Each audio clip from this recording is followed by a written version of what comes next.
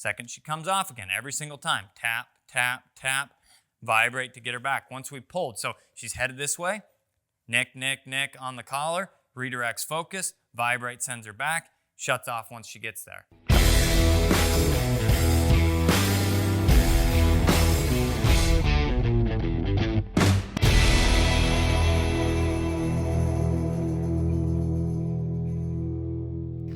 Hey everybody, Ethan here with Standing Stone, and we are back for another video with shock. As promised, I said we're going to do a session or two, then we're going to come back and we're going to show you how to build duration.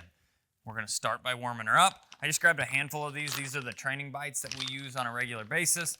Throwing them in my pocket. Come on out of there. Come on. Good. Okay, so like we start any session, we want to do a brief warm-up. Hey, hey, hey. Good. Kennel. Good girl. Focused as always. Kennel. Good. Dogs that love to work are fun to work with. I think that's going to mess with my mic a little bit. Hey, Kennel. Couple reps, kind of get her into the zone, right? This is an important thing to make a clarification on, though, okay? When you work on one specific thing in a controlled environment, it seems like it's working really well. She's like, hey, bro, pay attention to me. I went back on the dog bed, right? That's a good sign that she knows what we're asking and what we're working on. This doesn't mean she's going to be perfect in every environment or higher distractions, which is why we teach with positive reinforcement. We have something she's willing to work for right now, but then we move to the Ecollar. This is the DT Systems MR1100. That's what we've got on shock today. And by the way, she's still about 5 months old. We are utilizing this now to branch over into negative reinforcement so that we can kind of have something to work through those higher distraction environments. So I'm going to continue to feed her food as long as she wants to eat them, or these treats here. And I'm going to do a little of the hand up thing. Just for clarification, because we do see people, like they put their hand in the air when they're using their e-collar. It's not necessary unless you want somebody to be able to visually see that you're using it when you're using it. So we'll keep rolling here. Vibrate is, all right, vibrate's on. Kennel shuts off as soon as she's on the dog bed. Remember, negative reinforcement-wise, we're going to turn the collar on, we're going to ask, and then shut it off when she gets there. Hey, hey, hey. Collar's on. Kennel, good. Okay. Shock. Kennel. Good. This is pretty slick, right? Less parading, more direct. She understands what this means. This shows we've done a few sessions. Come on. Collar's on. Kennel. Where's it at? No. Kennel. There it is. Okay. Good. Let's do one more. I want to get rolling on the next step here with one little better one. Kennel. Much better. And focus. And good. Okay? Now, what we're going to be doing here is moving into working on the duration aspect of things. So essentially, what we want to be thinking here is you need to stay there until you release. We don't actually say stay. We're going to have that is implied. And eventually what it's going to become is, I said kennel, and then you stay there until you're released. Okay? Good. She's already understanding that this is important, and when I'm next to the bed and she's focusing, looking for another reward, she kind of goes back on there looking for it. Right? So we're going to start this process with, hey, kennel. Good. Now, good girl. Good. Now we're going to have her stay there. We're going to give her a little bit of freedom. Good. Reward her for that. Good dog. And we're going to give her a little bit again. Small steps at a time. We're not just going to walk across the room. If she comes off before we would release her, collar's going to turn back on. Good. Okay? And what this switches to, so that you are aware here, we're switching zones in the training aspect of things into what would be considered positive punishment. She's essentially making a mistake. Then we're applying collar in the form of punishment. I know it sounds bad, but it'd be the training term or the learning term. Here. Kennel. Good. It shuts off when she gets back there. She can get rewarded again, and we're going to look for more duration. I'm staying closer, not walking away, keeping focus, wanting her to stay there. We're going to be able to gradually build this over time. Now, some dogs, good. Rewarding her along the way, right? That was good. She stayed there for a few seconds.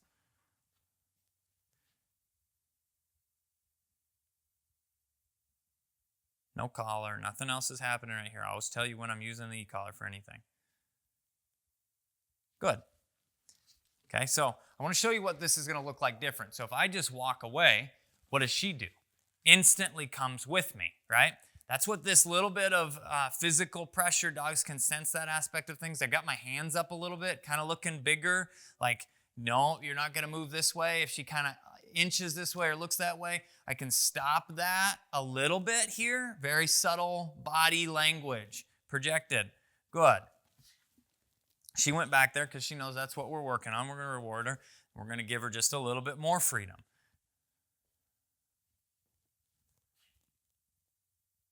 Good girl. Building longer and longer amounts of time, helping her to be successful. Kennel. Good. Soon as she stepped off, she essentially got e-collar pressure. Form of vibrate right now is what we're primarily using, or only using currently. But she felt that the second she stepped off, it shut off when she got back on there. So she got positive punishment. We added stimulation to the situation, or vibrate to the situation in the form of punishment to correct her for coming off early. Then when she was back there, we said, good girl, and we rewarded her. If your dog will eat through this, some dogs, once you start collar conditioning work, it's a little bit mentally taxing, and they stop being food motivated or stop being rewarded or be able to focus on that. Shocks loves to eat. I don't think she's ever missed a meal. Collar's on here. Second she came off, shuts off when she gets back on there. Good. Now we're going to continue. She looked at me. It was subtle. I don't know if what I did actually helped, but I kind of shuffle stepped back just a little bit, which was pressure this way, saying, don't come off of there. Now, you don't want your dog bed in the middle of the room because then they can essentially escape 360 degrees. We want to have some level, and if you're really struggling with this, you can put it into a corner, which makes it even easier for you to have pressure to say, stay put, no. Good. So verbal correction along with that, saying, no, that's not good. Dogs are really good. Now we're distracted. No. Good. You're going to see this sometimes when you begin collar conditioning work. Vibrate's going to work to, no. So here we are. We're going to work through this here, and then I'll talk. Good. Second, she came off again. Vibrate, turned back on. Vibrate's enough for her to respond to and kind of understand it's there and baby pull, but she's showing right now, if she's focused on something else, she's still going to ignore vibrate and move on. And this is, if your dog is exhibiting this, she's like, okay, I started collar conditioning, but still when I go outside, or even just when people do come over or something else happens, collar's back on. Second, she came off. She's feeling it and she's ignoring. So this is where we're going to move up. What we're going to do is find a stimulation level that's going to work for her to begin with, okay? Okay, we're going to eliminate this for a second, and what I want you to do is watch her. I'm going to utilize the nick button on the collar, and we're going to, I want her over here. We're going to use the nick button on the collar, and I'm going to find a level that we see some reaction out of her. And then we've got a starting point. That's all that's going to be. It's just going to be a point that we know that she is feeling it, and she is going to respond, and then we'll be able to utilize the lowest level necessary for any given distraction. The stimulation would pull focus from the distraction. We'd go back to vibrate and complete the rep of whatever we're asking. So here we go. Here's Nick's on the collar. She's actively feeling tap, tap, tap, tap, tap on the collar. Just keep the camera on. Hey. I'm going to keep her over here. Keep the camera on her as best so you can see what's going on. She's feeling that. Well, I know it's going off, but she's not acting like she's feeling it. So we went up a couple clicks. Don't do this one at a time or you'll end up getting higher. There's essentially, you can put a frog in frog temperature water and boil it, and it'll come to a boil slow enough that the frog will cook to death. If you put the frog in the boiling water, it's going to jump out or it's going to know that something is wrong because it's too drastic of a change. So we don't want to cook our dogs by making too gradual of changes. So I went up a couple clicks. You still see her here. Hey, hey, hey. Shock, come on over here. All right, collar on here. She's still distracted. She doesn't even feel this, okay? We're gonna go up a couple more clicks. Couple more clicks. I'm still not seeing any. Okay, there it was, right there. You see that itching, right? She was like, whoa, there's something. What is that? She doesn't know what that is. She doesn't know how to respond to it, and we haven't necessarily applied anything. But now I've got a starting level. I went down about 2 clicks on that. For her specifically on this unit, that number out of 16 is an 8. That's where we're starting. The number doesn't really matter. People feel bad about specific levels or not, but I just showed you. She was feeling everything up till that 8 and showed no recognition that anything was happening at all. So now we're going to utilize that as the pull for higher distractions when she comes off and she's ignoring vibrate essentially. So kennel, good. Now we've got a stimulation level that we can use. Good. We're going to still build the same way that we were. Good girl. Even though she was a good girl, I told her that she was a good girl. I came in to give her that treat. She was up balancing. You know, that's not. So I held that for just a second. People ask about how to get my dog to eat treats properly, and that's one of those very subtle things. So I hit vibrate again. She came right back on. All right, here's our distraction. She's feeling vibrate still. Good.